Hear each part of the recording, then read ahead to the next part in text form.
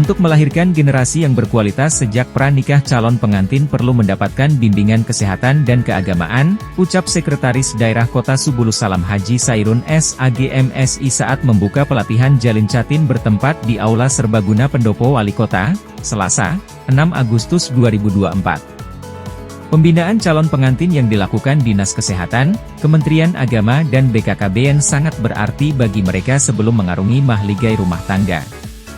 Hal ini penting untuk menjadi pengetahuan mereka dalam berkeluarga.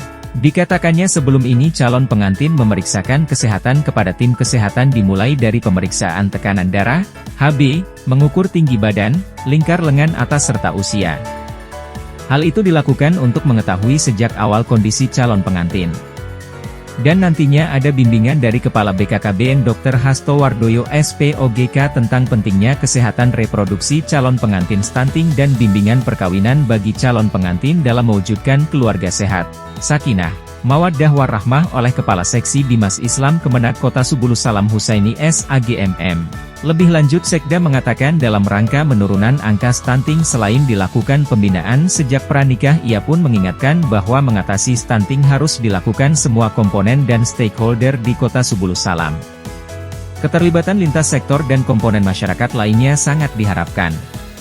Kebijakan anggaran daerah salah satunya untuk mensupport penanganan stunting. Semuanya instansi memiliki peran untuk ikut terlibat di dalamnya. Persoalan sanitasi di kampung menjadi hal yang sangat urgen untuk diatasi sebagaimana disampaikan Kepala BKKBN tadi malam.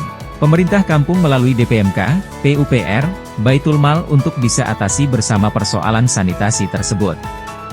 Selain sanitasi, pemberian makanan bergizi dan aspek peningkatan sumber daya manusia pun menjadi sasaran yang perlu kita lakukan bersama untuk atasi stunting. Terakhir Sekda mengucapkan terima kasih kepada semua pihak yang telah bekerja keras sehingga angka stunting turun dan berharap ke depan bisa zero.